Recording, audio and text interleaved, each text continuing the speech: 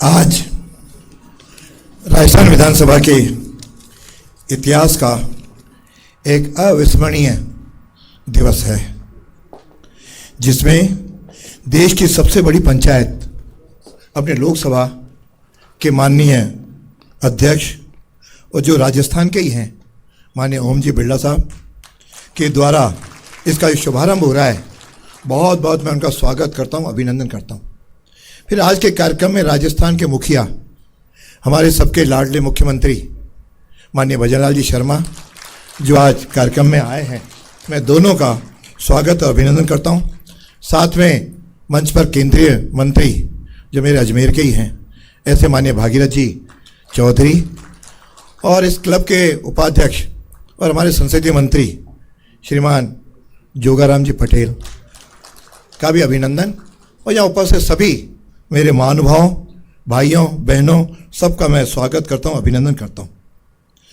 माननीय लोकतंत्र में विधानसभा का एक अपना महत्व है। इसमें सरकारें तो आती हैं और जाती हैं, सदस्य भी समय समय पर बदलते रहते हैं, लेकिन विधानसभा सदैव बनी रहती है। और इस समय माननीय अध्यक्ष जी ने जो इसका गरिमा बढ़ाई है, जिससे सबसे पहले जो हमारा नया भवन है माननीय भाबड़ा जी ने जो इसको बनाया था, वास्तव में आज भी हम उनको सदैव याद करते रहते हैं और मैं उनका भी स्मरण करना नहीं भूलूंगा। वैसे तो कई समय समय पर जो अध्यक्ष बने, सबने विधानसभाओं की गरिमा अपने अपने समय पे बढ़ाई है, मैं उनको भी स्मरण कर रहा हूँ। और आज यह जो कॉन्स्टिट्यूशन क्लब ऑफ राजस्थान है, इसका आज शुभारंभ हो रहा है। हालांकि इसको पूर्व में गत समय हमारे जो अध्यक्ष थे माननीय सीपी जोशी, उन्होंने इसका प्रारंभ, इसका शिलान्यास किया, और उसके बाद लगातार ये भवन बना। जब ये नई सरकार आई, उस समय इसमें काफ़ी कुछ ऊपर अधूरापन भी था, जिसको पूरा किया। हालांकि ये जो चीज़ें बनती हैं, निमित्त कोई भी बनता है, लेकिन इसमें राजस्थान की 8 करोड़ जनता का पैसा खर्च होता है, और उसके साथ उस कमियों को पूरा किया। और उसके बाद इसको किस प्रकार से व्यवस्थित चलाया जाए, कोई एजेंसी तय करनी पड़ती है। उस प्रोसेस में भी हमको 5-6 महीने लगे कि किस तरह व्यवस्थित होकर के हम इसको आगे बढ़ाएं। मैं समझता हूँ अब ये इतना ठीक रूप में आ गया है, शायद देश भर की विधानसभाओं में ये पहली विधानसभा होगी जिसमें ये क्लब, कॉन्स्टिट्यूशन क्लब बना है। देश की सर्वोच्च पंचायत में तो है ही इस प्रकार का कॉन्स्टिट्यूशन क्लब ऑफ कंट्री का, देश का, लेकिन चूंकि वो पुराना है, उन सब से सीख लेते हुए यह क्लब एक अद्वितीय बना है। यहाँ जो सुविधाएं हैं, मैं समझता हूँ बहुत ये ऐसी हैं जो शायद किसी और क्लब में मिलना कठिन है।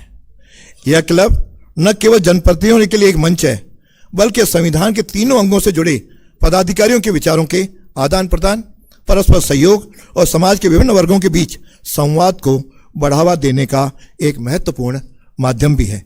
हमारे समाज में विधायक, पूर्व विधायक, उच्च अधिकारी एवं अन्य प्रतिष्ठित व्यक्ति सदैव ही समाज के विकास और उत्थान में अपना योगदान देते आए हैं। इस क्लब के माध्यम से हम सभी एक मंच पर आकर न केवल अपने अनुभवों का साझा करेंगे, बल्कि समाज के विभिन्न वर्गों के बीच समन्वय स्थापित करने का प्रयास भी करेंगे। यह क्लब हमारे बीच एकता, सहयोग और सामाजिक सद्भावना को मजबूत करेगा। यहाँ हम राजनीतिक चर्चा तो अवश्य करें, लेकिन इसमें राजनीति न करें, ऐसा मेरा इसमें सबसे आग्रह है। और मुझे विश्वास है कि क्लब हमारे समाज में सकारात्मक परिवर्तन लाने का माध्यम भी बनेगा। हम यहाँ एक दूसरे से सीखेंगे, समाज के हित में योजनाएं बनाएंगे और देश की समृद्धि में अपना योगदान भी देंगे। क्लब के सदस्यगण कई बार तनाव के वातावरण में लंबे समय तक कार्य करते हैं।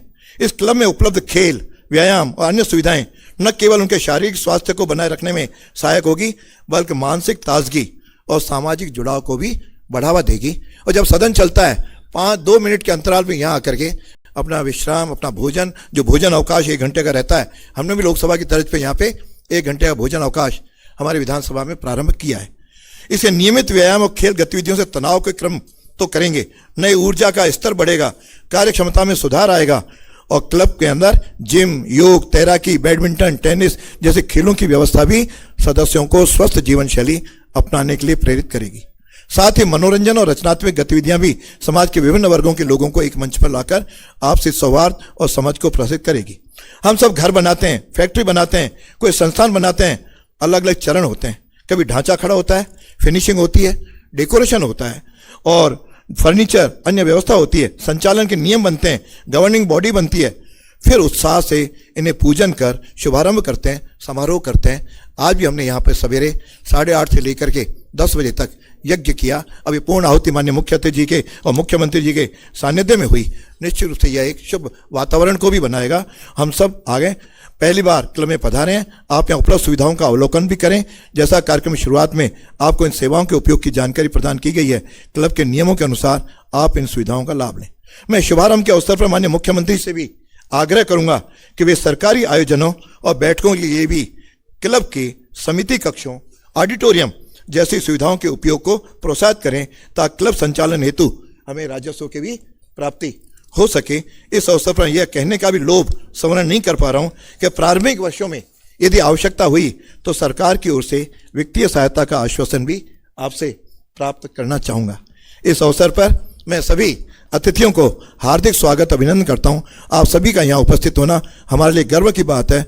मैं आशा करता हूं यह क्लब हमारे समाज के लिए एक नई दिशा और ऊर्जा का स्रोत बनेगा।